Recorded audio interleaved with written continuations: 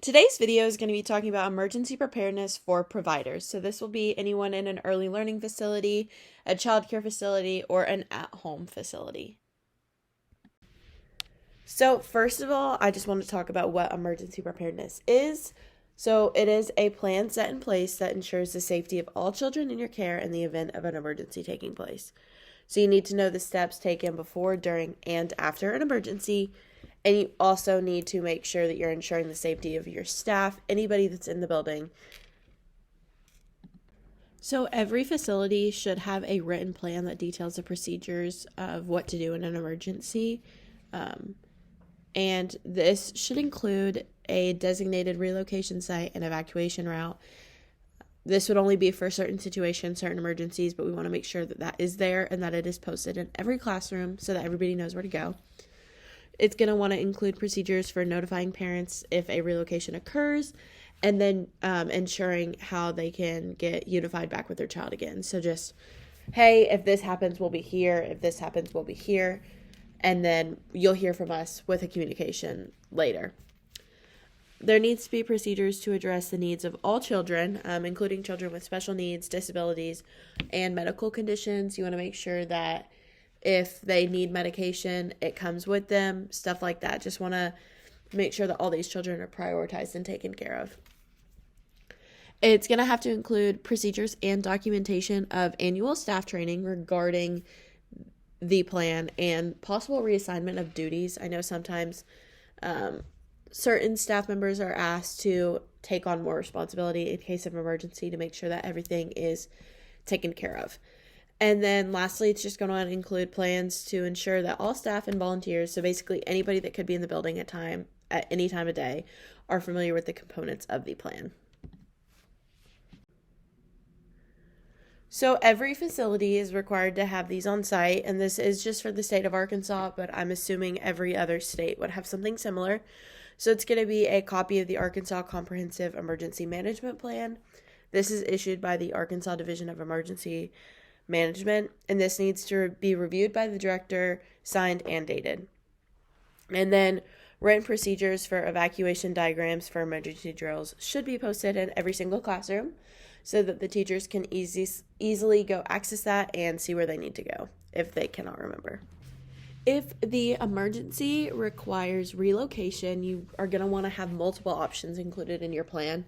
So you're going to want to have a location that is close to you, that's really easily accessible, that's really easy to get a massive amount of children across the street, whatever it may be. But you're also going to want to have something that's still relatively close, but a little bit further in case there's a more widespread emergency. If there's a rapidly growing fire or something like that, you're not going to want to move once and then have to move again because the fire is getting close to you again. So basically, we recommend just having a relocation site in two different directions. So two different options in case there's an emergency on one side of the building but not on the other. Whatever the reasoning may be, you just want to stay safe and have all your bases covered. And then with every relocation site, you're going to want to have an MOU. And this is just to ensure that they know if there's an emergency, you're coming and they're not going to turn you away. And it's just basically something signed that just acknowledges the fact that you and all these children might be coming if there's emergency, and that they know to accept you and let you in. So talking about communication plans with parents, some people might do this through social media, mass messaging, mass email, website, etc. Whatever form of communication you use, it needs to include the details of the emergency, any action taken, any additional information, relocation spot, if it's safe for parents to pick them up, if not, when they can. Anything that parents might even want to know besides what they need to know, include it. Parents are going to be concerned about their little children, and we need to make sure that they know what's going on. So assisting infants and children with special needs is going to look a little bit different. Keep in mind it's also going to look different per case and per child. But just as kind of a layer of information, let's first talk about infants. You're going to want to have an evacuation crib that is always accessible in case of an emergency that requires an evacuation. This way you can just put the babies in there and y'all are able to get out of the building as quickly as possible. Also, if there's any extra staff or floaters around the building, it's always a good idea to send them to help the infant classrooms, or even any classroom that just might have a hard time struggling to get all the children out of the building in a timely manner. For children with special needs or even just certain diseases, you're going to want to designate a specific staff member to take care of each child. I think this is a really good way to ensure that proper care is given. If an evacuation occurs, you're going to want to make sure that the child's medication is taken with them. And if time allows, I think it's really helpful and really important to grab a comfort item just to make sure that the child feels safe and just knows that they're comforted and they have something that they can kind of lean onto in a difficult situation. To ensure that all staff knows what to do in each and every emergency situation, there should be trainings provided annually at the least. I know annually is a licensing requirement. This is expected to be taught in the new staff orientation. So anytime somebody's hired, they need to be made aware of these plans. And everybody is expected and required to know how to handle every type of emergency situation that could occur in the facility. So this is kind of what we recommend being in a safety kit, as well as what Arkansas Health recommends. So it's going to be a list of emergency numbers, 911, etc. A list of all emergency and contact information for the children. So you're probably going to have a binder with, their contact information, and that's going to include more than one parent, and that's what we want to see, as well as a list of all emergency and contact information for staff. A first aid kit with extra gloves, Kleenex, a battery-powered flashlight with extra batteries, a battery-powered radio and extra batteries, hand sanitizer, notepads, pen, pencils, a whistle, disposable cups, wet wipes, and an emergency survival blanket. So Child Care Aware has recommended what we call a to-go bag. This is a bag that you grab if you have time in an emergency to kind of help assist keep kids entertained and feeling comforted during an emergency. So every kit is going to look slightly different because you're going to want to accommodate every age group you may have. And so you just want to make sure that the bag that you have in your room is going to be age specific. But like for infants, it may include rattles and balls and stuffed animals. For a little bit older, it could, have stuffed animals and sensory toys and cars and books. Whatever it may look like, we also recommend having a safety walking rope in any of the classrooms where the children are able to walk. A blanket just to kind of help, keep the kids feeling safe and loved. And then if the children in your care are going to still be in diapers, you're going to want to make sure that you have diapers and wipes on hand in this bag, a variety of sizes, whatever you may need.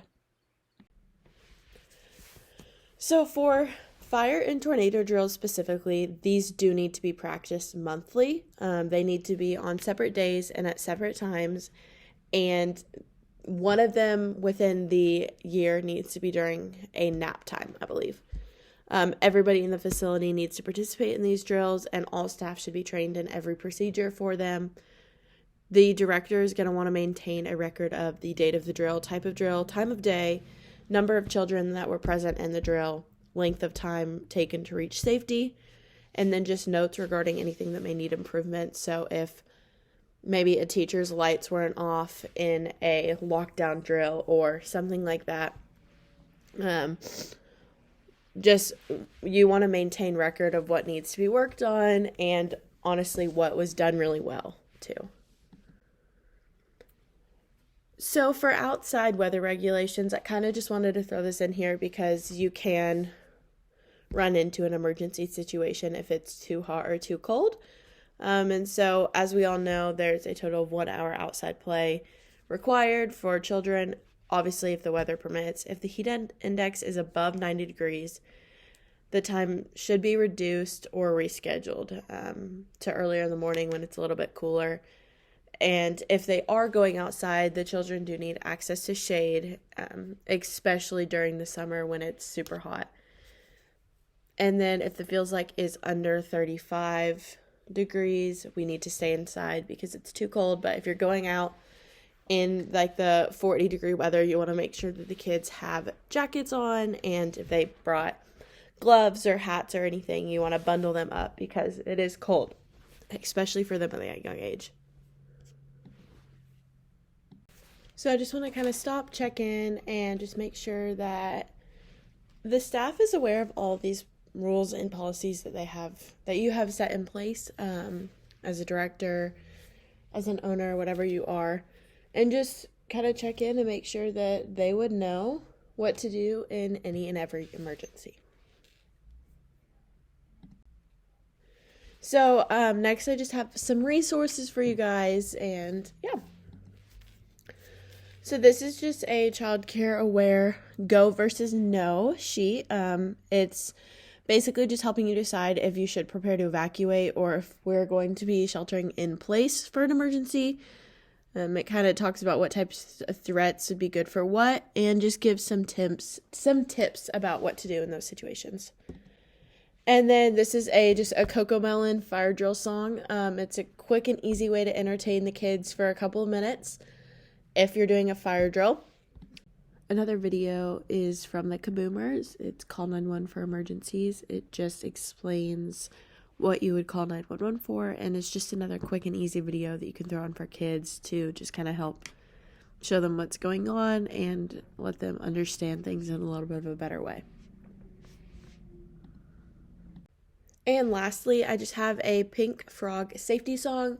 This is just a video that you can show kiddos, prior to an emergency so they know what it's like to be safe, or during an emergency so they understand why we are being safe and doing what we're doing. Just another video to kind of let them know what the expectations are and explain to them why they're doing this and why y'all are doing this in a way that's easy for kids to kind of understand a little bit. Since it's a song, it's catchy, maybe they'll remember it. But I hope you guys enjoyed this video, and hopefully it was helpful to you guys. Bye.